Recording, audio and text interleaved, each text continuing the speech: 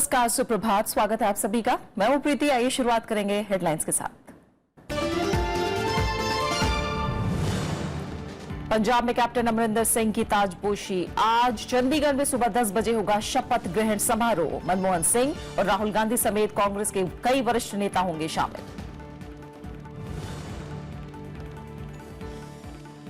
गोवा में मनोहर पर्रिकर सरकार का फ्लोर टेस्ट आज। सिद्धार्थ कुनकोलियेंकर बनाए गए नए कार्यवाहक स्पीकर। 40 सदस्यीय विधानसभा में बीजेपी का 22 विधायकों के समर्थन का दावा।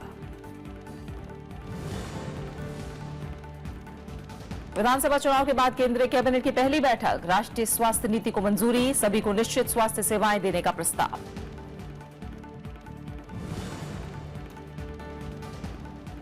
भारत ने संयुक्त राष्ट्र मानवाधिकार परिषद में आतंकवाद के मुद्दे पर पाकिस्तान को घेरा।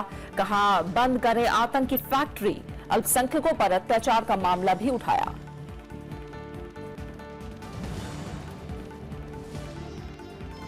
रांची में आज से तीसरा टेस्ट। 4 मैचों की सीरीज में भारत ऑस्ट्रेलिया 1-1 से बराबर।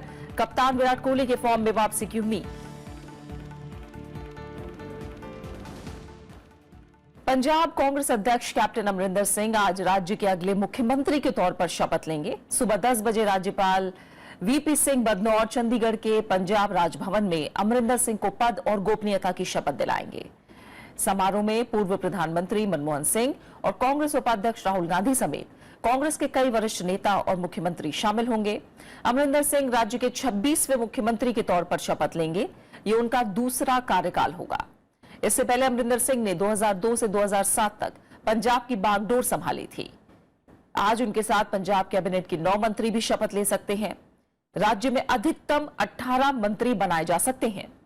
माना जा रहा है कि मनप्रीत बादल, चरणजीत सिंह चन्नी और पूर्व सांसद नवजोत सिंह सिद्धू को मंत्रिमंडल में शामिल किया जा सकता है। विधानसभा चुनाव से ठीक पहले कांग्रेस में शामिल हुए सिद्धू का पार्टी ने बतौर स्टार प्रचारक पूरे पंजाब में इस्तेमाल किया था। पंजाब की 117 विधानसभा सीटों में से 77 कांग्रेस के पास हैं।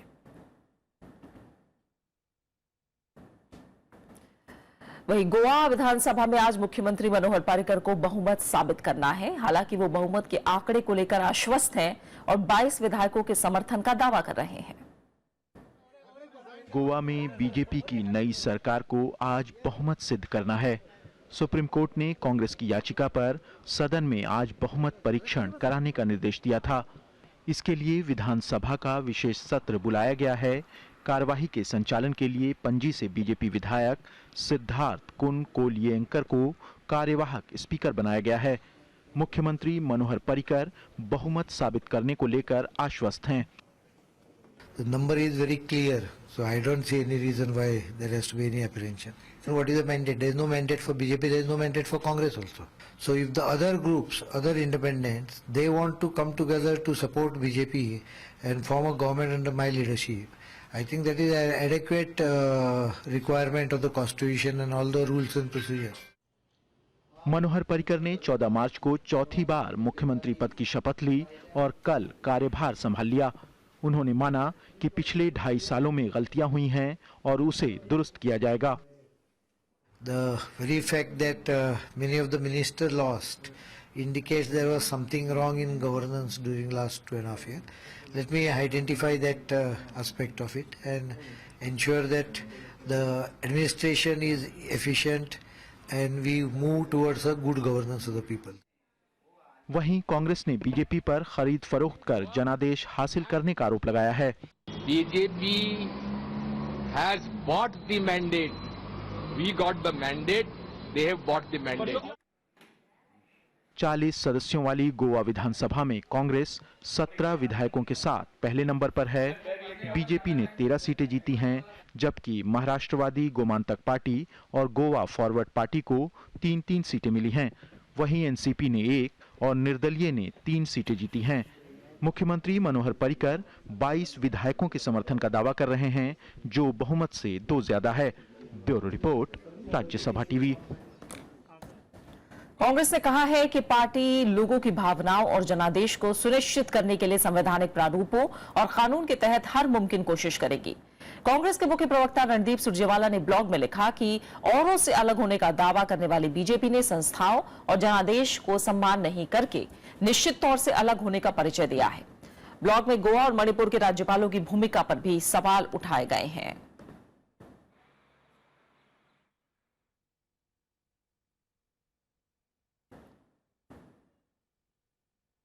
कांग्रेस ने गोवा और मणिपुर में बीजेपी की जोड़तोड़ से सरकार बनाने का मुद्दा कल राज्यसभा में उठाया।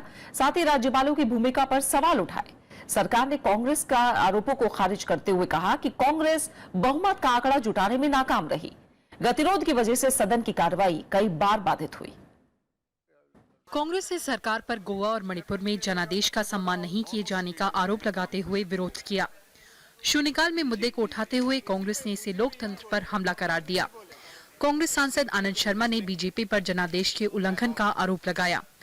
वहीं नेता विपक्ष गुलाम नबी आजाद ने भी इसे लोकतंत्र की हत्या बताते हुए सदन में चर्चा की मांग की।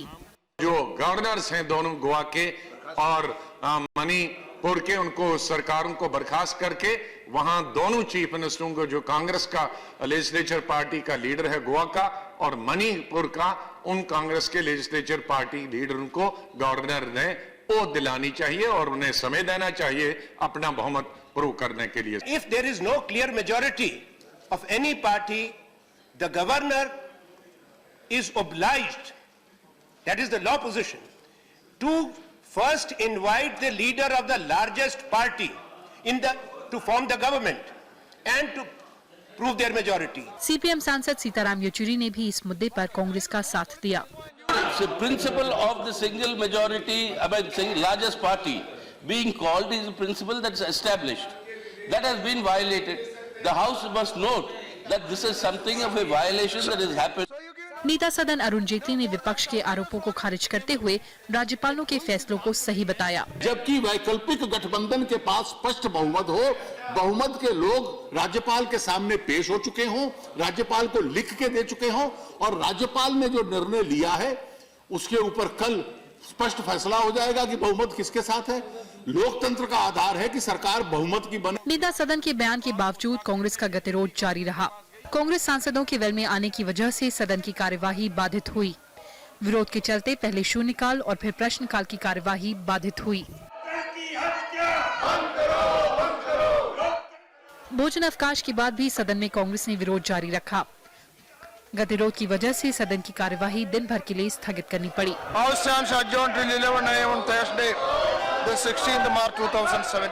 विधानसभा चुनाव में मणिपुर और गोवा में किसी भी दल को बहुमत नहीं मिला। दोनों ही राज्यों में कांग्रेस सबसे बड़ी पार्टी बनकर उभरी, लेकिन सरकार बनाने में नाकाम रही। विशाल दहिया और पंचानन मिश्रा के साथ कृति मिश्रा, राज्यसभा टीवी। बीजेपी नेता एन बीरेन सिंह मणिपुर के नए मुख्यमंत्री बन गए हैं।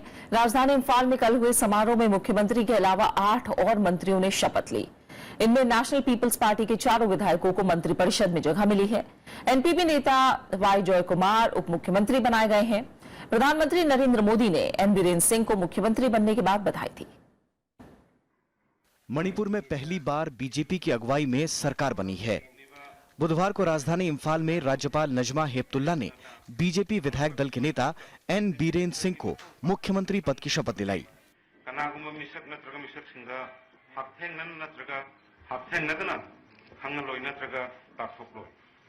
इसके अलावा 8 मंत्रियों ने भी शपथ ली है।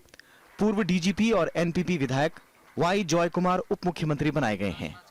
discharge my duties as a minister for the state of Manipur and that I will do right to all manner of people. BJP की सरकार बनने में अहम भूमिका अदा करने वाली एनपीपी के 4 विधायकों को मंत्रिपरिषद में जगह मिली है।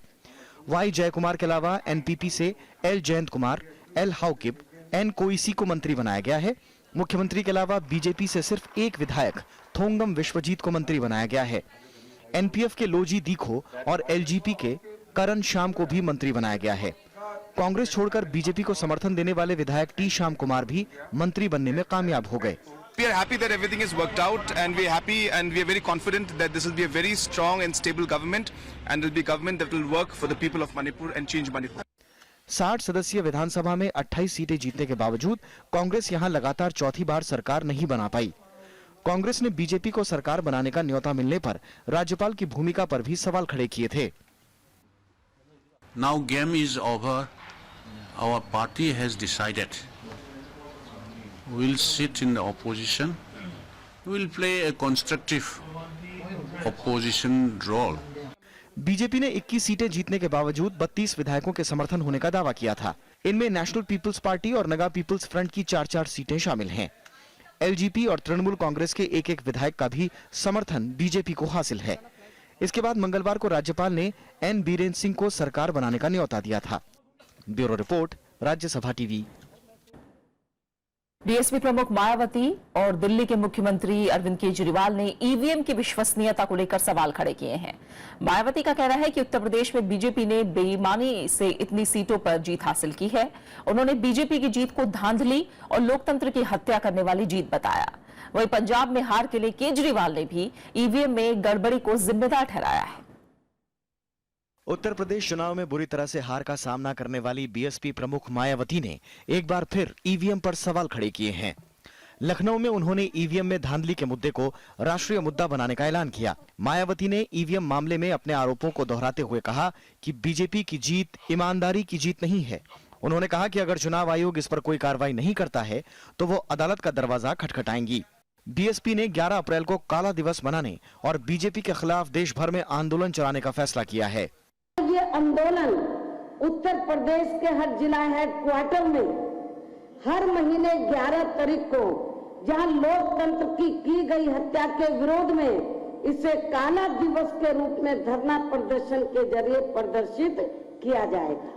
इधर दिल्ली के मुख्यमंत्री अरविंद केजरीवाल ने भी पंजाब में बड़े पैमाने पर ईवीएम से छेड़छाड़ का आरोप लगाया है। केजरीवाल ने कहा कि आम आदमी पार्टी के खाते में आने वाले करीब 20 से 25% वोट शिरोमणि अकाली बीजेपी गठबंधन को चले गए। चुनाव आयोग इन वीवीपैट की स्लिपों की काउंटिंग करा ले। अगर उसके नतीजे ईवीएम मशीनों के नतीजे से मैच कर जाते हैं तो लोगों का भरोसा बढ़ेगा कि भाई ये सारी फर्जी बातें हैं, ईवीएम बड़ी अच्छी है, ईवीएम को टेम्पर नहीं किया जा सकता। लेकिन अगर दोनों में मिसमैच है तो फिर ईवीएम की जगह कुछ और सोचना पड़ेगा। ईवीएम की विश्वसनीयता पर सवाल खड़े करते हुए केजरीवाल ने अप्रैल में होने वाले दिल्ली एमसीडी चुनाव को बैलेट पत्रों के जरिए कराने की भी मांग की है। हालांकि बीजेपी ने इन आरोपों का खंडन किया है। लोगों ने फैसला किया, मैं लोकतंत्र में जो लोगों का फैसला है उसको मर्यादा से स्वीकार करना, विनम्रता से आगे 5 साल के बाद अपना बीच में अपना प्रयास करते रहना, मगर अपना हार को भी स्वीकार करने के लिए लोग तैयार नहीं है और कुछ ऐसा बहाना बना रहे लोग, इसके बारे में हंस रहे हैं। दरअसल उत्तर प्रदेश में मायावती की पार्टी बीएसपी को सिर्फ 19 सीटें मिली हैं। वहीं आम आदमी पार्टी के नेताओं को पंजाब में बहुमत मिलने की उम्मीद थी, लेकिन पंजाब में आम आदमी पार्टी के हिस्से में सिर्फ 20 सीटें ही आईं और 77 सीटों के साथ कांग्रेस 2/3 बहुमत हासिल करने में कामयाब रही। अनु दीवान के साथ bureau report, Rajya Sabha TV. Tamil Nadu के पूर्व मुख्यमंत्री ओ पनीरसेल्वम ने कल चुनाव आयोग के अधिकारियों से मुलाकात की। उन्होंने एआईएडीएमके के चुनाव चिन्ह पर दावा जताया। साथ ही महासचिव पद पर वी.के. शशिकला की नियुक्ति को अवैध बताते हुए इसे रद्द करने की मांग की। पनीरसेल्वम ने महासचिव पद के लिए नए चुनाव कराने का निर्देश देने की मांग की। इस बीच चेन्नई की आर.के. नगर सीट से एआईएडीएमके ने उप महासचिव टीटीवी दिनाकरन को उम्मीदवार बनाने का फैसला किया है। इस सीट पर 12 अप्रैल को मतदान होना है। डीएमके ने एम मुथु गणेश को उम्मीदवार बनाया है। जयललिता के निधन से ये सीट खाली हुई है। दिल्ली पुलिस ने जेएनयू छात्र की खुदकुशी मामले में एफआईआर दर्ज कर ली है। इसमें आत्महत्या के लिए उकसाने के साथ SC/ST एक्ट की धाराएं लगाई गई हैं। संसद में भी कल ये मामला उठा और विपक्ष ने जांच की मांग की। सरकार ने जांच के बाद उचित कार्रवाई का भरोसा दिया है। राज्यसभा में बुधवार को सांसदों ने जेएनयू छात्र मुथु कृष्णन की खुदकुशी पर चिंता जाहिर की। शून्यकाल में सीपीआई सांसद डी राजा ने केंद्रीय विश्वविद्यालयों में दलित छात्रों से भेदभाव का आरोप लगाया। दूसरे सांसदों ने भी सरकार से जांच की मांग की। This is a very serious issue and his parents are Dalits living in Namakkal district of Tamil Nadu. He is a Tamil student, a Dalit student studying in JNU.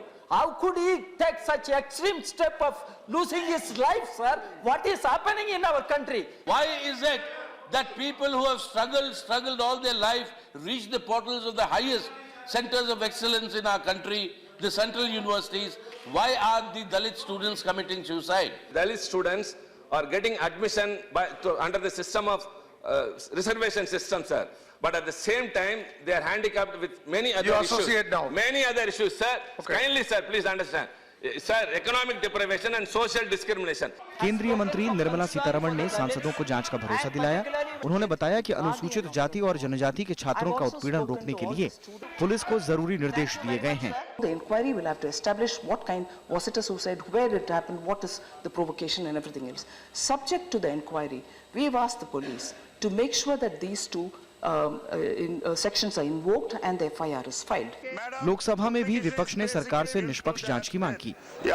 And I also request the government to instruct the police to take necessary action to have an impartial inquiry to bring out truth in that death. 3 days before his death, Muthukrishnan put away a Facebook post condemning the Hyderabad University's alleged role in Dalit scholars, students, suicide last year and criticized JNU's new administration policy.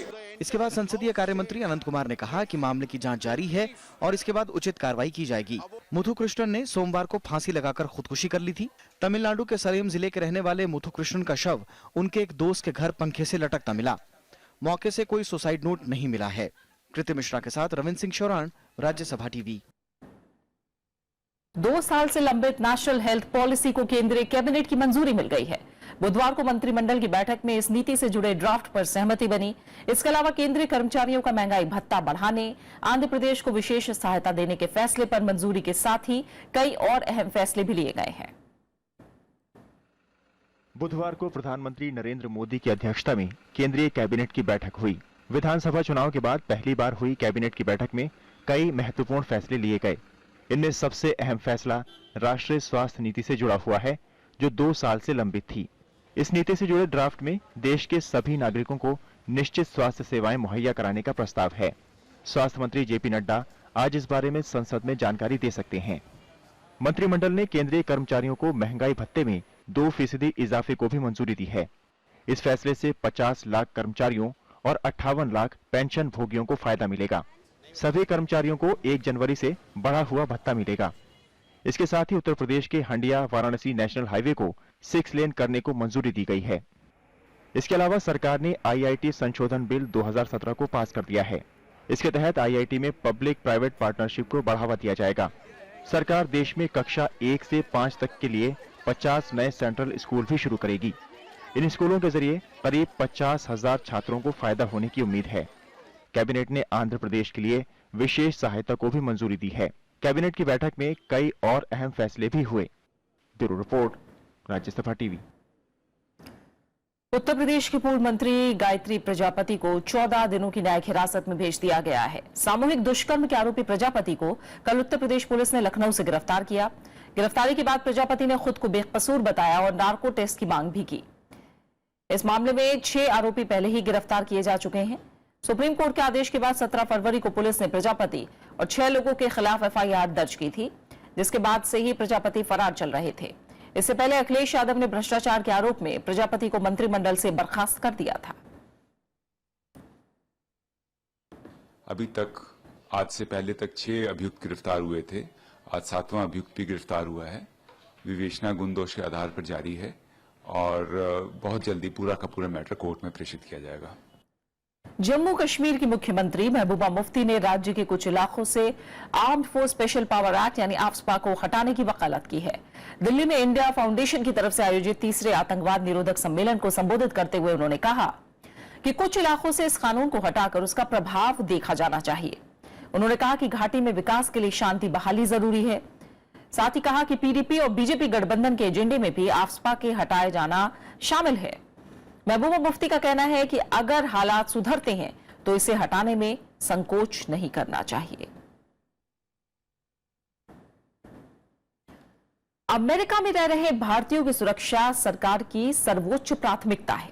विदेश मंत्री सुषमा स्वराज ने कल कहा कि इन वारदातों पर America में शीर्ष स्तर पर बात हुई है। अमेरिका ने भी तुरंत न्याय दिलाने का वादा किया है। विदेश मंत्री सुषमा स्वराज ने लोकसभा में अमेरिका में रह रहे भारतीयों की सुरक्षा से जुड़ी चिंताओं का जवाब दिया। उन्होंने कहा कि अमेरिकी प्रशासन में शीर्ष स्तर पर इस मुद्दे को उठाकर चिंता जाहिर की गई है। विदेश मंत्री के मुताबिक अमेरिका ने इन वारदातों को गंभीरता से लिया है और जल्द न्याय दिलाने का वादा किया है। सरकार ने इस मुद्दे को अमेरिकी सरकार के साथ काफी उच्च स्तरों पर उठाया है और उन्हें अपनी गहरी चिंताओं से अवगत भी कराया है। हमने वहां रहने वाले प्रवासी भारतीयों की संरक्षा और सुरक्षा और इन घटनाओं की शीघ्र जांच सुनिश्चित करने के लिए आवश्यक उपाय करने के लिए कहा है। विदेश मंत्री ने इन वारदातों पर सरकार की चुप्पी के आरोपों को खारिज किया। उन्होंने कहा कि पीड़ित परिवारों से अधिकारियों ने तुरंत मुलाकात की और जरूरी मदद मुहैया कराई। ना सरकार ने चुप्पी साधी थी, ना सरकार चुप्पी साधे हुए है। और मैं इस पूरे सदन को आपके माध्यम से आश्वस्त करना चाहती हूँ, किसी भी ऐसी घटना पर सरकार कभी चुप्पी नहीं साधेगी, बल्कि जो कुछ हमसे अपेक्षित है उससे ज्यादा ये सरकार करेगी। अमेरिका में ट्रंप प्रशासन के सत्ता संभालने के बाद भारतीयों पर हमले की 3 वारदातें हो चुकी हैं। कैंसस में 22 फरवरी को एक भारतीय की हत्या हो गई, जबकि एक घायल हो गया। 2 मार्च को लिसेस्टर में भारतीय मूल के एक शख्स की गोली मारकर हत्या कर दी गई और इसके अगले दिन वॉशिंगटन के कैंट इलाके में एक सिख पर जानलेवा हमला हुआ। प्रणव गोस्वामी, राज्यसभा टीवी। सरकार ने आने वाले 5 सालों में रेलवे को विश्व स्तरीय बनाने का लक्ष्य रखा है। लोकसभा में रेल मंत्री सुरेश प्रभु ने रेल मंत्रालय की अनुदान मांगों पर चर्चा के जवाब में कहा कि रेल बजट के आम बजट में विलय के बाद भी रेलवे की स्वायत्तता बरकरार है। रेल मंत्री सुरेश प्रभु ने बुधवार को लोकसभा में रेल मंत्रालय की अनुदान की मांगों पर चर्चा का जवाब दिया। रेल मंत्री ने भरोसा दिलाया कि रेल बजट के विलय के बावजूद रेलवे के कामकाज में स्वायत्तता बरकरार रहेगी। Functional autonomy of railway is fully maintained, there is no dilution in that and therefore railways will benefit not only from reduction of dividend but also in terms of continuing with several of our project.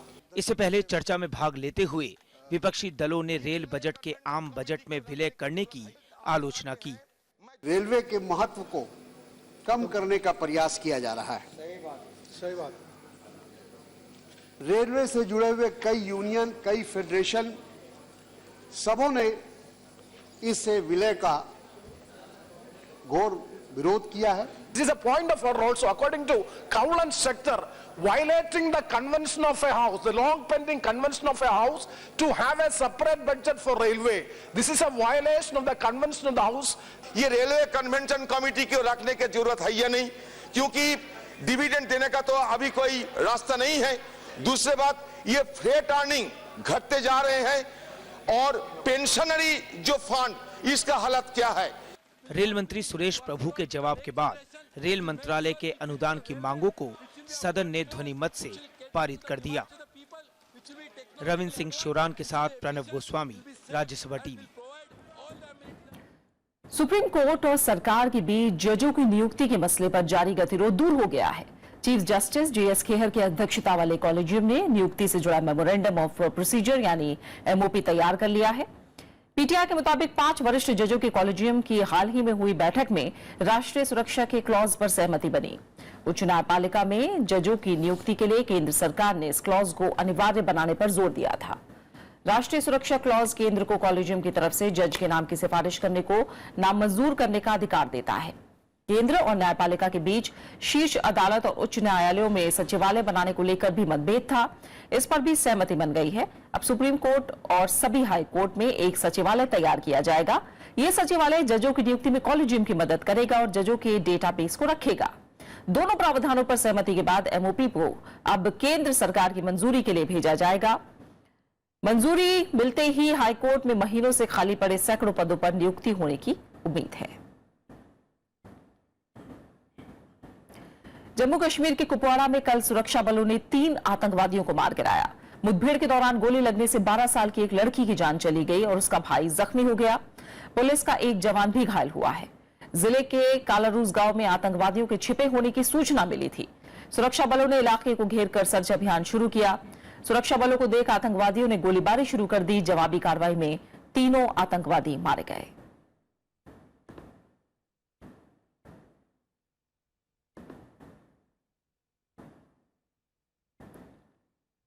Bharat ने पाकिस्तान को आतंकवाद की factory बताया है।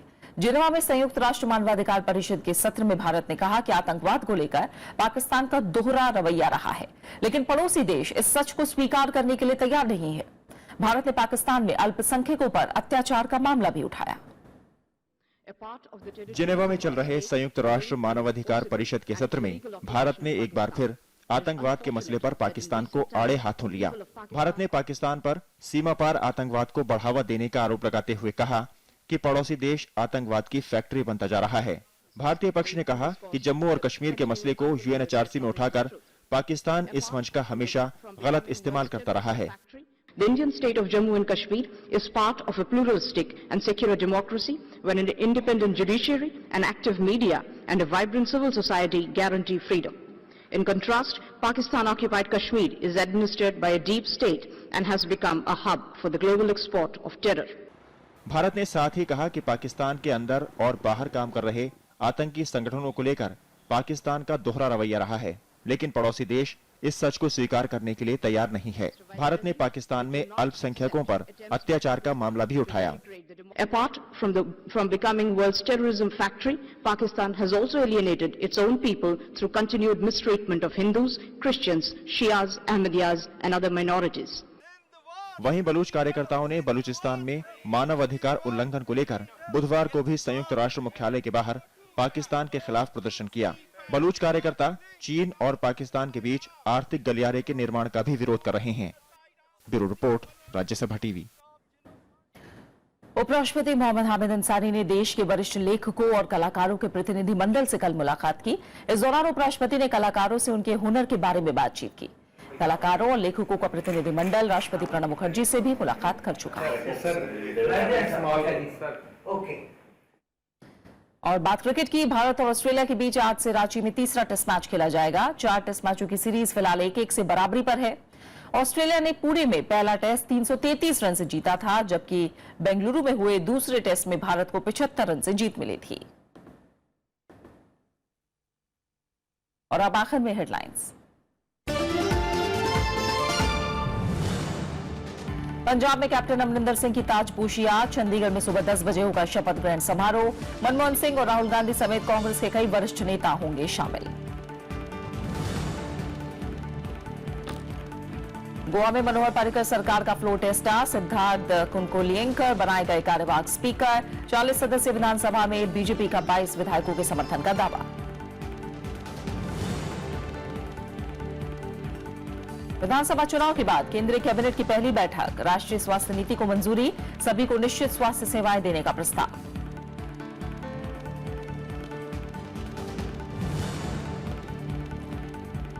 भारत ने संयुक्त राष्ट्र मानवाधिकार परिषद में आतंकवाद के मुद्दे पर पाकिस्तान को घेरा। कहा बंद करे आतंकी फैक्ट्री। अल्पसंख्यकों पर अत्याचार का मामला भी उठाया।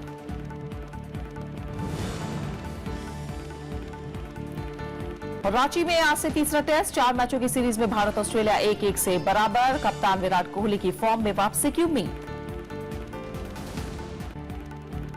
फिलहाल खबरों में इतना ही, आगे देखिए विशेष। नमस्कार।